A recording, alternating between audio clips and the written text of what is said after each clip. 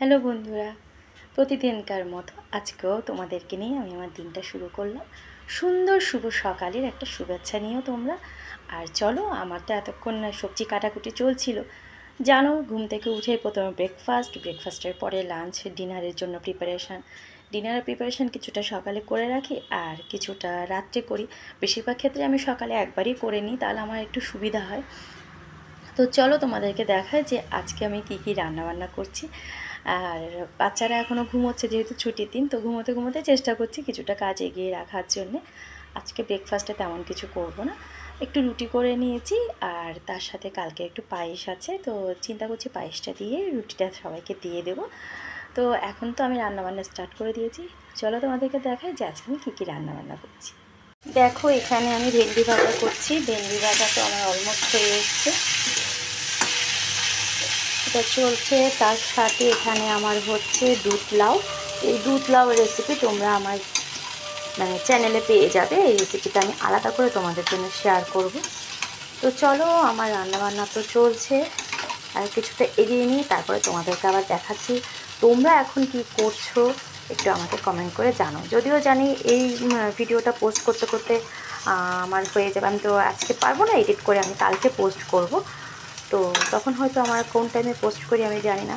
তবুও তোমরা যে টাইমে পাও না কেন, কে কী করছো কমেন্ট করে জানিও, আমারও পড়তে ভালো লাগবে।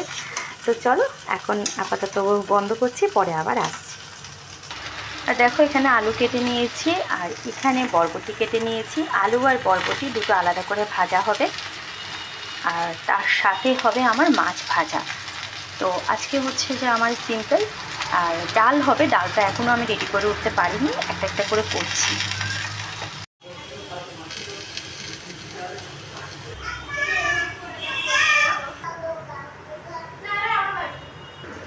আমার ব্রেকফাস্ট করা হয়নি, তাই দেখো আমি একটু বিস্কুট আর চা নিয়ে ব্রেকফাস্টটা কমপ্লিট করার জন্য কিছুটা কাজ শেষ করে এখন বসলাম।